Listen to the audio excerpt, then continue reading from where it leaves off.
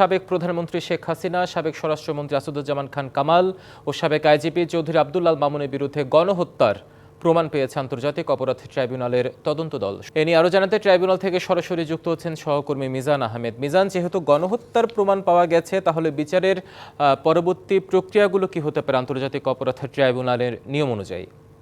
হিমাদ্রি, যেমনটি আপনি দর্শকদের জানাচ্ছিলেন, আসলে যদি আরো স্পষ্ট করে বলতে হয় সেক্ষেত্রে বলতে হবে গণহত্যা, হত্যা, নিরস্ত্র মানুষের বিরুদ্ধে মারণাস্ত্র ব্যবহার সহ 6 ধরনের অপরাধের সাথে সম্পৃক্ত থাকার প্রমাণ পেয়েছে তদন্ত সংস্থা এই প্রমাণ পাওয়ার পর এই তদন্ত চূড়ান্ত করে এটা প্রসিকিউশন টিমের হাতে চিফ প্রসিকিউটরের কাছে এটা দিয়েছে এবং চিফ প্রসিকিউটরের থেকে প্রসিকিউশন টিম এটা যাচাই বাছাই করবে। যাচাই বাছাই করার পর তারা ফর্মাল চার্জ অর্থাৎ আনুষ্ঠানিক অভিযোগ হিসেবে এটা জমা দেবে। আনুষ্ঠানিক অভিযোগ জমা দেওয়ার পর সেই আনুষ্ঠানিক অভিযোগের উপর শুনানি হবে এবং অভিযোগের শুনানি শেষে অভিযোগ গঠনের মধ্য দিয়ে কিন্তু চূড়ান্ত হবে কোন কোন অপরাধের সাথে অভিযুক্ত ব্যক্তিরা জড়িত রয়েছেন এবং সেই বিচারটি তখন শুরু হবে এবং সূচনা বক্তব্য অর্থাৎ ওপেনিং স্টেটমেন্টের মধ্য দিয়ে কিন্তু আনুষ্ঠানিকভাবে এই বিচারিক প্রক্রিয়া শুরু হবে এবং সেজন্য কিন্তু এখনো একটা লম্বা সময় অপেক্ষা করতে হবে।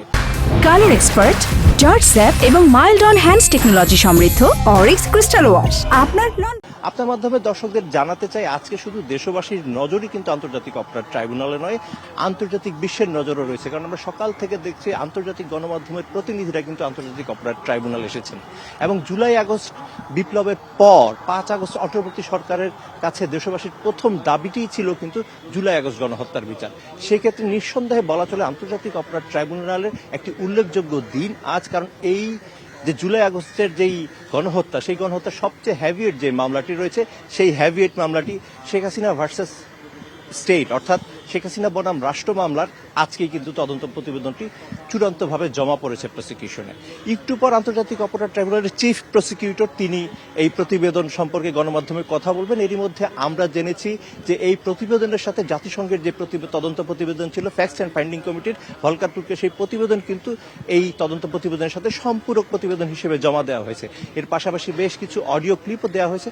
আমরা যেমনটি জানতে পেরেছি যে 150 পৃষ্ঠার মতো তদন্ত প্রতিবেদন রয়েছে। তবে সবকিছুর বিস্তারিত তথ্য কিন্তু চিফ প্রসিকিউটর মোহাম্মদ তাজুল ইসলাম তিনি আমাদের জানাতে পারবেন। তো এই ছিল এই বিষয়ের সবশেষ তথ্য। ফিরে যাচ্ছি স্টুডিওতে হিমাদ্রি আপনার কাছে। মিজান, আপনাকে ধন্যবাদ আমাদের অনেক তথ্য জানানোর জন্য।